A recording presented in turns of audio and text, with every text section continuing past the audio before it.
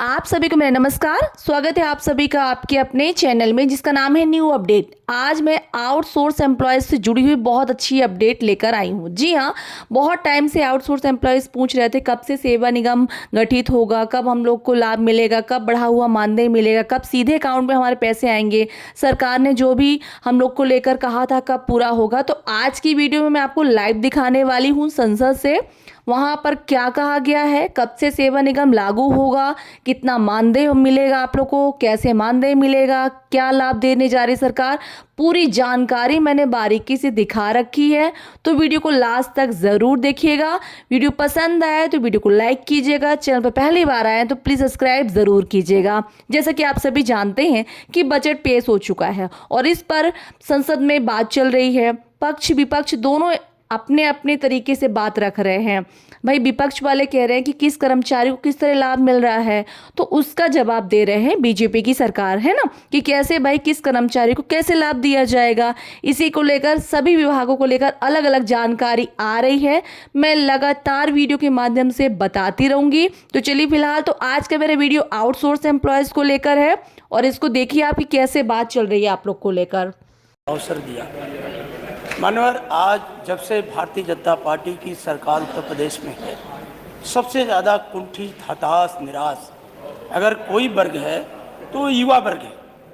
और मैं बार बार संसदीय कार्य मंत्री जी के सामने मानवर आपकी पीठ के माध्यम से ध्यान आकृष्ट कराता हूँ कि आप योग्य नहीं योग्यतम अपने को प्रचारित करते हैं। आप प्रचार में आप बहुत आगे हैं, तो आखिर उत्तर प्रदेश में संविधान प्रदत्त जो हमारे अधिकार हैं आप उस पर क्यों कुठाराघात करते हैं?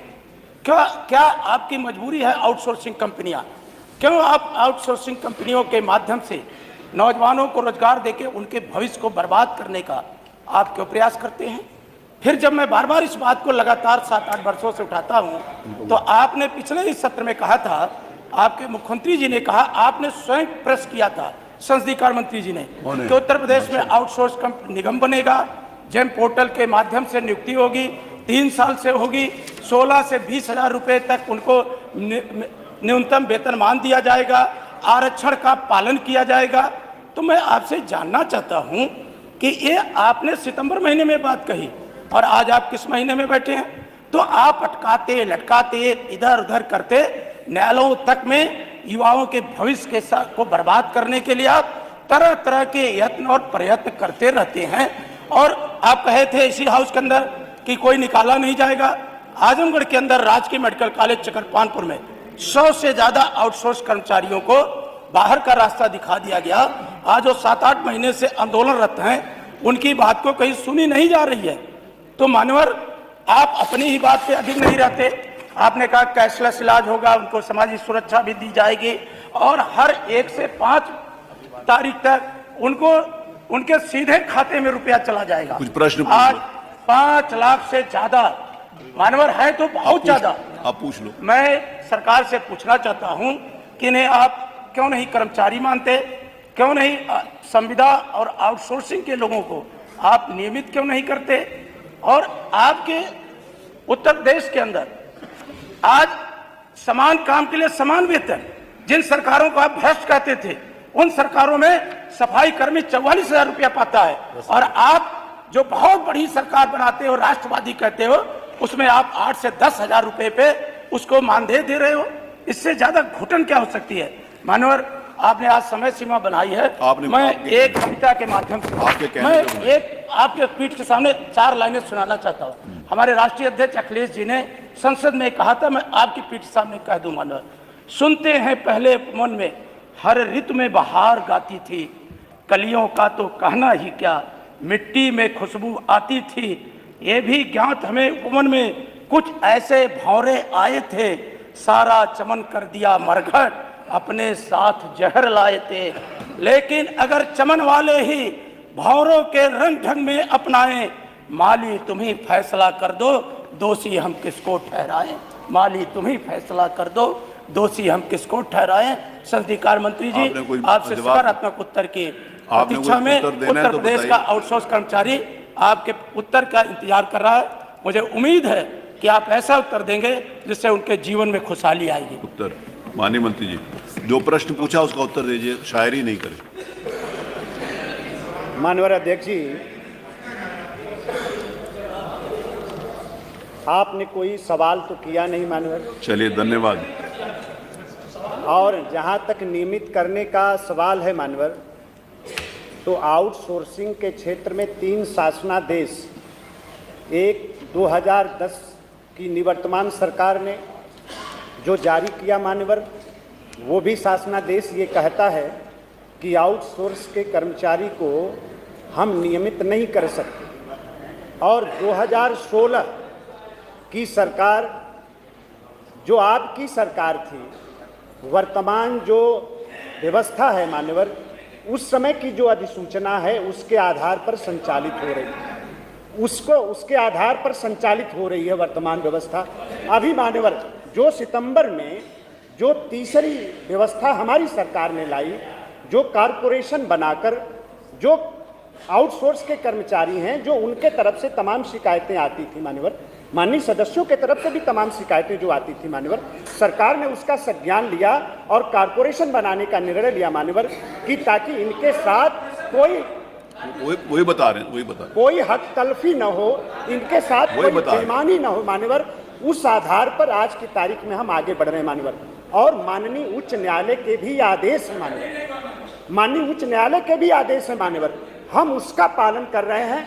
और आपके माध्यम से माननीय पूरे सदन को मैं अवगत कराना चाहता हूं कि अभी दिल्ली की सरकार, माननीय श्री मोदी जी की सरकार ने 4 कोड लाने का निर्णय किया है माननीय, और बहुत ही कम समय में श्रम सेवाएं हैं माननीय, उसमें बड़ा परिवर्तन आने जा रहा है माननीय। आगे और भी बदलाव मिलेंगे।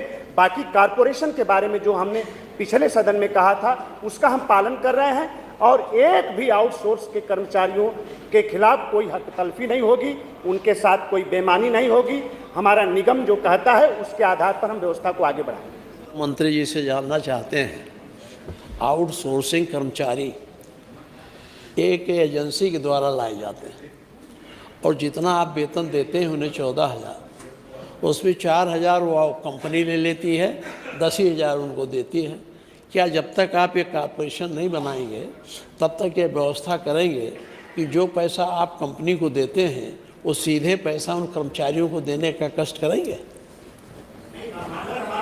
बना ही नहीं है कारपोरेशन, बना है तो उसकी बैठक का वही सूचना बिल्कुल हो जाएगी।